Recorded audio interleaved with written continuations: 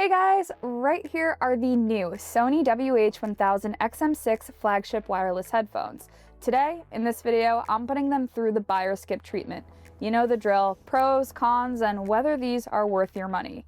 $450 of your money, to be exact. Let's go.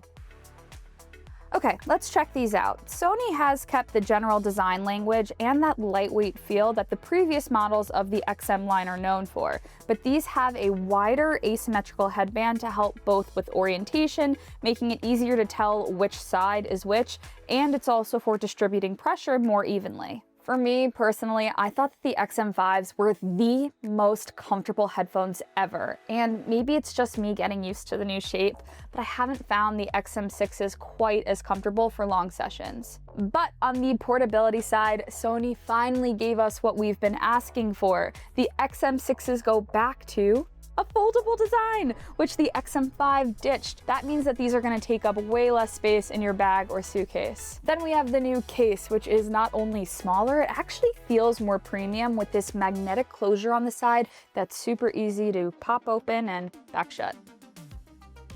Looking a little bit closer at the XM6s, let's talk about button placement. The power button actually looks like a power button now, complete with the appropriate icon, but this also doubles as Bluetooth pairing. The second button above it here is the dedicated ANC toggle that's just easy enough to use, and you can also use this to mute or unmute your mic just by holding down that same button. Previously, you can only change that setting in the app. You've still got the capacitive touch controls here on the right ear cup for all your usual needs. Swipe up or down for volume, double tap to pause or play, swipe forward or back for tracks. But if you tap and hold, you'll instantly pause your music and switch to awareness mode. Now I can hear you if you're trying to talk to me.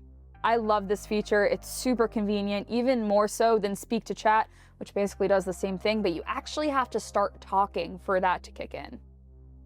The new QN3 processor is 7 times faster than the chip in the XM5s, and that unlocks a new level of noise cancellation. It's not just about blocking out a plane or a subway or car. The XM6s use 12 microphones, which is 4 more than was on the XM5s, to precisely analyze and cancel noise based on your surroundings in real time. And that same technology also helps with weird placement variables, like whether you're wearing a hat or if your hair is down covering your ears, like mine isn't right now, but it often is. All that said, Sony's headphones have never had best-in-class noise cancellation. I usually recommend the equivalent Bose pair if that's your priority, but I think most people would be more than satisfied with the performance here. Then we have the new driver units delivering richer sound, clearer vocals, and a more balanced overall mix. This comes down to a more rigid dome design right here and the extended high-frequency response. Spatial audio on supported content offers a more detailed, immersive listening experience. Whether it's an orchestra with nuanced instruments or a bass-heavy track, you'll hear each element with intense clarity.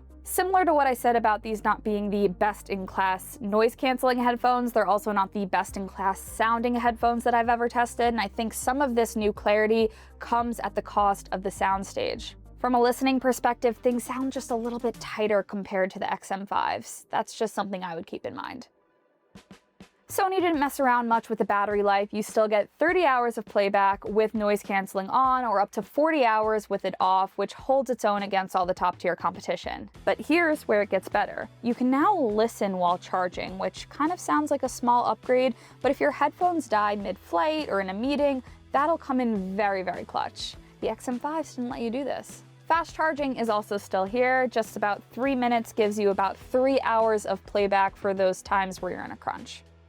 Back at the beginning of this video, I noted that the XM6s cost $450 at full retail. This is $50 more than the XM5s cost when they first launched, which is $50 more than the XM4s cost before that. To offset these price jumps, Sony is smartly keeping the XM4 and XM5 in the mix, basically giving you tiered options based on your budget. Gotta respect that. Some of the key differences that I personally would be factoring into my decision: I like a collapsible design. The XM5s don't have that, but the XM6s and XM4s do. But on the other hand, the XM4s have the oldest Bluetooth codec and the battery life isn't as good, so I'd really only go for those if I were looking for the biggest savings. If you want what most of the XM6 offers but don't care about the latest upgrades, the XM5s might be your sweet spot, especially since deals are pretty easy to find now. I'll link one below.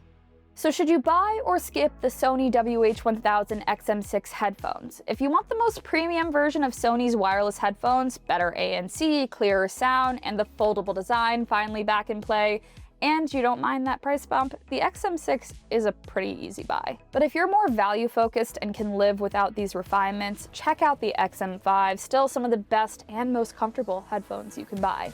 Let me know in the comments which pair you're leaning towards, or if you're waiting for the next deal drop. Hit like if this video helped you, subscribe if you want more tech reviews, and turn on notifications so you don't miss our next video. Thanks for watching, guys. I'll catch you next time.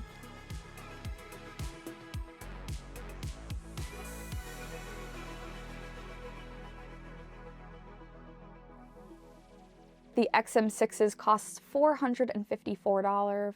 What? Just made up a price?